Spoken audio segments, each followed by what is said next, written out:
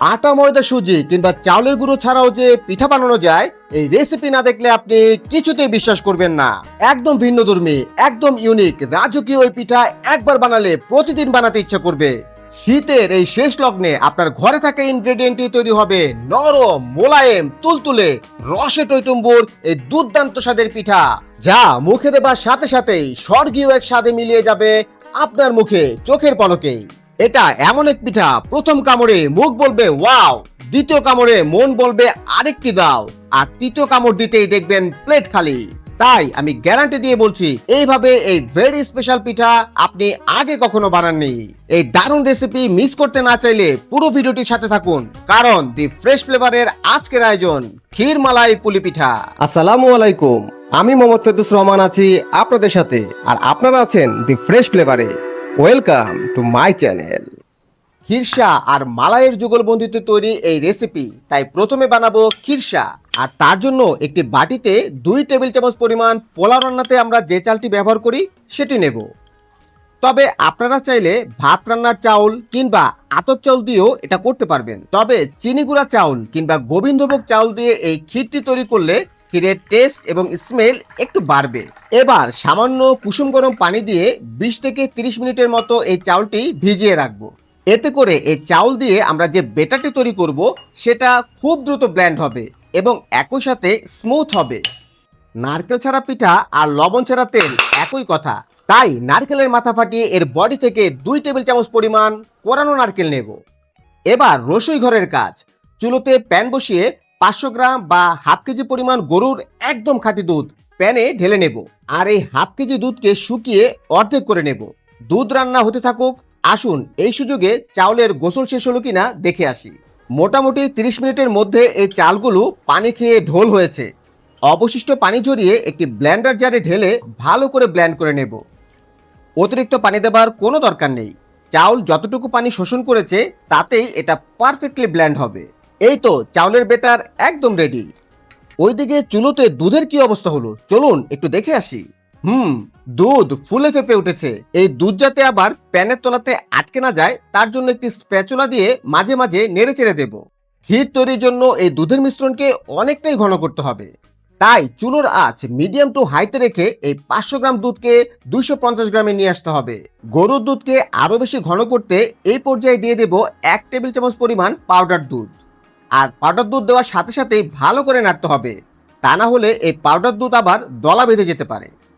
Powder দুধ কিন্তু তরল দুধের ঘনত্ব বাড়াতে হেল্প করে, তাই অবশ্যই চেষ্টা করবেন এই পাউডার দুধটি দেওয়ার জন্য। মিষ্টির জন্য আমি ব্যবহার করেছি 2 টেবিল চামচ পরিমাণ ঝোলা খেজুরের গুড়। তবে আপনারা চাইলে চিনি অথবা পাটালি গুড় একটু পানি দিয়ে ক্যারামেল করেও ব্যবহার করতে পারবেন। এবার গুড়টিকে ভালো করে মিশিয়ে নেব। এই পর্যায়ে অ্যাড করব ওই চাউলের বেটারটি, আর তার সাথে দেব 2 টেবিল চামচ পরিমাণ ফ্রেশ কোরানো নারকেল। ব্যাস, এবার অনবরত নাড়াচাড়া করতে থাকবো যাতে করে চাউলের বেটারটি ভালো করে সেদ্ধ হয় আর নারকেলগুলো এই মিশ্রণের সাথে ভালো করে মিশে যায়। আচ্ছা, আপনারা কোথা থেকে আমার এই ভিডিওটি দেখছেন কমেন্ট করে জানান তো। তাছাড়া আপনাদের প্রিয় পিঠা কোনটি তা জানান, দেখি আমার সাথে মেলে কিনা। ও, আমার প্রিয় পিঠার নামই তো বলা হয়নি। আমি লাইক করি বিবিখানা পিঠা। আমার ক্ষীর একেবারে রেডি, দেখুন কতটা ঘন হয়েছে। যখন দেখবেন এইরকম প্যান থেকে ক্ষীরের বেটার উঠে যাচ্ছে তখন বুঝবেন দিস ইজ কমপ্লিটলি রেডি। তাছাড়া অন্য একটি উপায়েও আপনারা এটা চেক করতে পারবেন। এই কুকিং প্যানটি একটু কাত করে নেবেন। যখন দেখবেন এই বেটারটি খুব ধীরে ধীরে গড়িয়ে পড়ছে তখনই বুঝবেন আপনার ক্ষীরের বেটারটি একেবারেই পারফেক্ট হয়েছে। এবার বানাবো মালাই, আর এটা খুবই সহজ।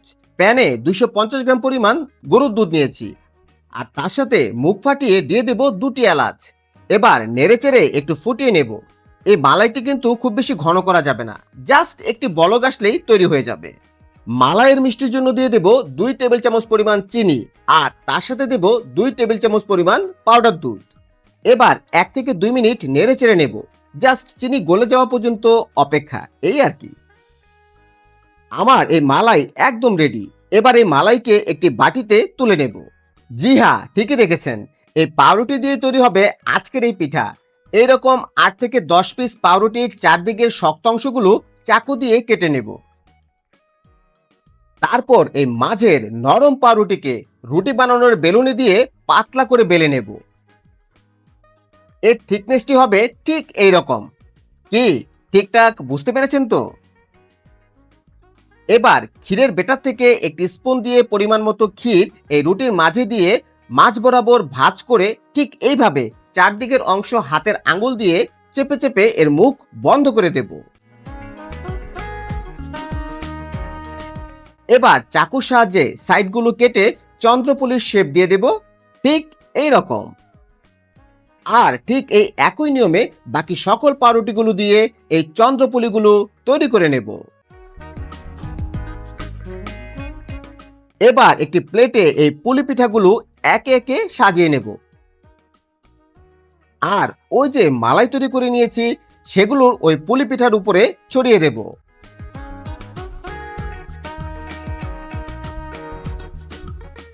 ডেকোরেশনের জন্য আমি কিছু ব্রেড ক্রাম্বস এর উপরে ছড়িয়ে দিলাম। আপনারা চাইলে এইখানে কিশমিশ অথবা যে কোনো বাদামের গুঁড়ো ব্যবহার করতে পারবেন। জাস্ট একবার এইভাবে এই ক্ষীর মালাই পুলি পিঠা বানিয়ে আপনার পরিবারকে দিন। আঙ্গুল চেটেপুটে তো খাবেই, তার সাথে সাথে এই রেসিপি কিভাবে বানিয়েছেন তা জানার জন্য আপনার পিছু লেগে যাবে। যেমন টেস্টি আর ঠিক তেমনই দারুণ খেতে এই ক্ষীর মালাই পুলি পিঠা। আর খুব সহজেই অল্প উপকরণে এবং অল্প সময়ে ঝটপট তৈরি করা যায়। নরম মোলায়েম রসে টইটুম্বুর এই ক্ষীর মালাই পিঠার রেসিপি কেমন লাগলো কমেন্ট করে অবশ্যই জানাবেন। আর আমাকে সাবস্ক্রাইব করে বেল বাটন বাজিয়ে ভিডিওটি লাইক ও শেয়ার করে আমার পাশে থাকবেন প্লিজ। ফেসবুক পেজ থেকে দেখে থাকলে ফলো দিয়ে রাখুন। আজ বিদায় নিচ্ছি, দেখা হবে নতুন কিছু নিয়ে। ততক্ষণ পর্যন্ত ভালো থাকুন, সুস্থ থাকুন, নিরাপদে থাকুন আর দি ফ্রেশ ফ্লেভারের সাথে থাকুন। আল্লাহ হাফেজ।